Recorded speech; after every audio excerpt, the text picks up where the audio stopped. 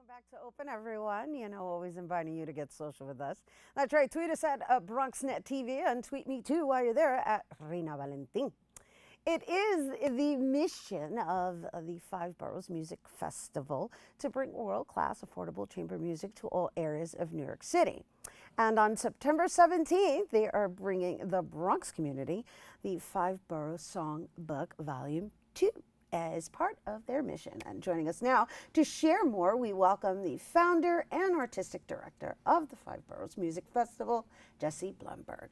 Great to be here. Thanks for having me, Reina. Thank you for being here, and thank you for this amazing work that you have been doing for over a decade. Yeah, we just started our 11th season. Congrats. In fact, we will this weekend. Right, yeah. And you're doing it Staten Island and the Bronx? Exactly. So the Five Borough Songbook is a collection of 20 songs by 20 different composers that we commissioned, and they had their world premiere back in February, but as a celebration of our first decade, we're doing them in every borough. So this will be the Staten Island and Bronx premieres this weekend. Wonderful, Yeah. and we're so happy to have you here to share this Thank wonderful information. And I was scrolling through the website, and I noticed that, well, we can talk a little bit about how you choose your composers, your lyricists, and poets. I noticed that some of the work is comical, which I found very fascinating. Yeah, I mean, New York can be a pretty comical place, so we want to celebrate all facets of this city, and that can be very serious and very comical. We did this songbook 5 years ago for our 5th anniversary season, and I think there were probably more comical songs that time, but we give very free rein to the composers, and we ask them to write about whatever they want, choose their poets, choose their lyricists, librettists, and it could be that everyone's in a more serious mood this time, I don't know, but we do have some really funny stuff and some really, really beautiful songs. I just think it's really cool because I think when you think of chamber music, the first thing that pops in your head is like, it's really, you know, serious classical sounds, and, you know, you have to be dressed up and yeah. and to I don't think we'll be too dressed up this weekend. No? I think we want to be approachable. We want to be accessible, and throughout our first decade, and I think into our second, we're employing a very broad definition of chamber music. So it's not just a pianist and a violinist and a cellist doing very serious 19th century music anymore. That's great, and we do that sometimes, but we've had jazz, we've had folk, we've had other non-classical forms, some crossover type things. We've been in all sorts of venues. So our mission is to present the best chamber music we can find in as many different genres, and many different locations and venues, and we've been to the Bronx at least once a year for the first decade, and this year actually we're here three times, and that's a first for us. So it's great to be here on BronxNet talking about how often we'll be in the Bronx this year. That's awesome. Yeah. That's awesome. What I really appreciate is just the fact that you are making it approachable and accessible. And so let's just talk a little bit about your audience and how because it's in our backyard now, so it's not something that you have to go to Carnegie Hall to listen to. Yeah, and that was a big thing we thought about when we started the festival. My colleague and great friend Donna Breitzer and I founded it together in 2007, and we first started thinking about what about a series in the Bronx? What about a series in Brooklyn? What about thinking outside of this Manhattan-centric box of classical music programming specifically?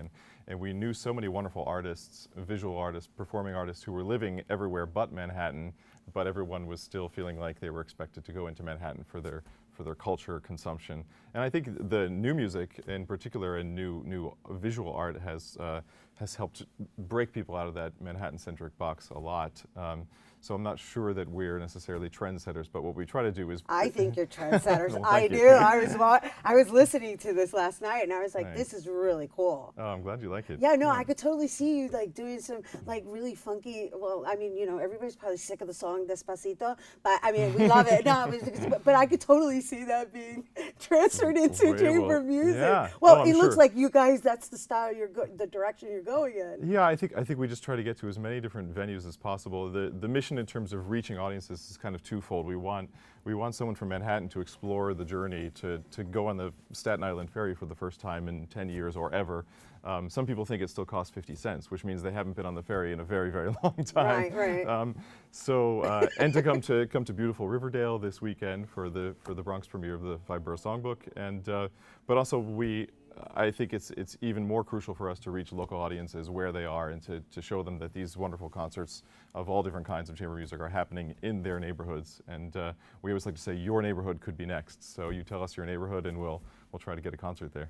Love it. And so I do have to ask about how Bimbo Rivas made it into this, right? Because when I saw his work in there, I said, oh my gosh, okay, that's why I wanted to know, like, how do you pick your poets and your lyricists? Because I was like, oh my gosh, they're honoring Bimbo Rivas. Yeah, I was really excited to get to know his work. And it was through the composer Jessie Montgomery who decided to write a song. She grew up in the Lower East Side, and she knew him and his family, and she felt like he was, I don't want to put words in her mouth, but I think she felt like he had a real influence on her family and her neighborhood and her upbringing. So she really wanted to honor him by choosing this poem of his that honors that neighborhood for sure. And it's actually the only song in the collection this time that has no piano, which is really interesting. It's just mezzo-soprano, voice, and cello.